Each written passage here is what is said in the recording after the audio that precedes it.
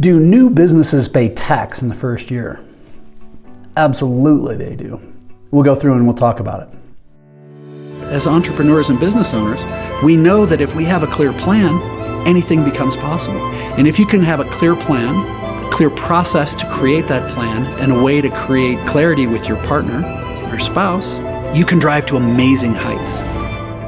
All right. So if you're looking at this and you're saying, all right, I'm thinking of starting a business. Maybe you're there, maybe you're not. And you're wondering, do new businesses pay taxes in the first year? And the point blank answer is yes, you have to pay taxes. Now, there may be a little bit of gray area as far as how they'll give a little bit of forgiveness, but you certainly can't count on it. And there's a huge variety of different taxes that you need to be aware of. So in my book, and then in the courses we do at Aspiring Solopreneur, we specifically teach you how to find out what are the taxes in your specific area, your municipality, your city or county or wherever you are, that you're going to have to be accountable for. Going into this with your eyes wide open is really important, because taxes, depending on where you're at, taxes can make up almost 50% of what you bring in. And I have to tell you, when people start learning this, their heads explode. It's where people are very benevolent about how things are until they start realizing it's like, government's taking how much money from me? And you start seeing how they go, and it ends up shifting people's thinkings. So some of the specific areas that you may be looking at are, if you're offering a product, traditionally you're going to have some sort of sales tax, especially if you're going to the end consumer. But the different types of taxes are in different areas, and I've seen it down to where there's even special zones within cities that have higher tax rates than other areas. So understanding how that works is important. If you're selling stuff online, and you may have to figure out how can you sell and collect tax and then pay that tax in all those different places wherever you buy or sell your product. Now, the next one is your payroll tax. Payroll means that if you loan money to the business and you pay that money back in the form of a loan, that's not payroll. But if you become a quote employee for your business, well, you're going to have to, make sure that you're covering all your taxes. And this is a lot more complex than a lot of people realize. Now, there's great systems and processes out there to make it easy, but usually you're going to have a minimum of your FICA and your Social Security tax.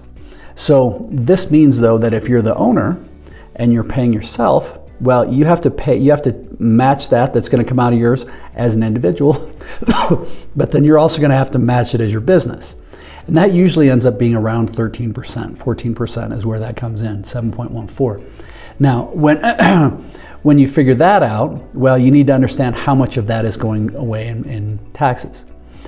Depending on the type of business you are, you may also be required to have unemployment insurance. Now, as a sole proprietor, single individual, a lot of complexities there. You can choose to do it or not. But at one point, my wife and I owned window cleaning businesses. And it sounds crazy, but if you even stepped up on a 3-foot step ladder, every dollar that we paid in payroll, 26 cents had to go to unemployment or into unemployment and workman's comp insurance in case somebody got hurt. And that made a huge difference. If people went over a 3-foot ladder, some places were paying up to 60 to 70 cents on every payroll dollar that was going to that unemployment insurance in case somebody got hurt. So making sure you're well aware of that is possible. Now, and I don't want to spook you. I don't want you to get freaked out because, again, you can go in here. But when you find a great small business attorney and a great small business accountant, they're going to lay all this out for you, and they'll tell you exactly where it is. But this is where you may have to charge quite a bit more than you thought you did initially, just so you can keep up and keep Uncle Sam happy, keep him off your back. Now, some other ones that you have to consider is if you are buying property, or depending on the types of leases that you may have, you may be obligated for the property tax if you have a physical location. And you're going to have to pay those taxes, and that's something that Uncle is ruthless on. Uncle always gets their taxes. Now, in other cases, I have places where I have storage facilities and I actually have to pay taxes every year on the equipment I own. They give me a tax on just the equipment within that, which seems crazy, but they get away with it because they can. In other places, you may have special unique taxes just for whatever that area may be. for the type of people you have. If you don't, who knows what it is. Then where there's also, we have all of these things, sometimes there's special permits that are required. Then permits and permitting can also be considered a form of tax, so you have to be aware of that. There could be certain usage tax. If you're doing this or you're doing that, they may say, yes, you can, but it's going to cost you this much more. Trust me, the government has come up with a million ways to take your money, and it can be very, very frustrating.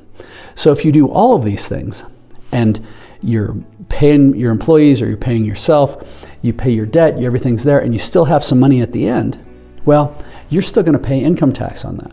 Now, again, please don't freak out about this, but the intention is that you need to go in eyes wide open on what are the expectations and how much of your taxes are going to be required.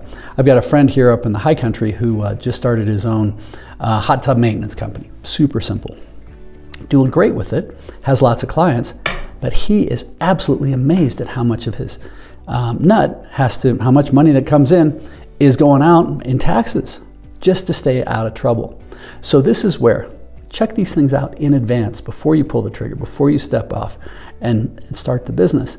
And then make sure that you figure out how can you make the government a partner, like it or not. That's going to be the best way to approach it. And then say, if this is what it's going to cost, then how much can I add on top of what I was thinking I was going to charge to make sure that I can cover my taxes so that you can still have the lifestyle you're looking for. So when it comes to that, though, the big question is, do you have to pay taxes in the first year? Yeah, hell yes. Unfortunately, you do. And unfortunately, the government will turn into Joe Pesci from Goodfellas or Ray Liotta. Screw you, pay me. They don't care. If you owe taxes, they will come after you, and they will lien on you, and they'll put liens on your house and all sorts of other things that it's amazing what the government can do if they decide they want to come after your taxes. So please don't get discouraged. There's a lot of other videos on this channel that have all sorts of other things. Remember, it's not that scary when you find the right people. Surround yourself with that great board of advisors, and you can find those. And we have a lot of other videos that'll help you find that at aspiringsolopreneur.com. So if you enjoyed this, please, thank you very much for watching, and subscribe to the channel. Keep smiling.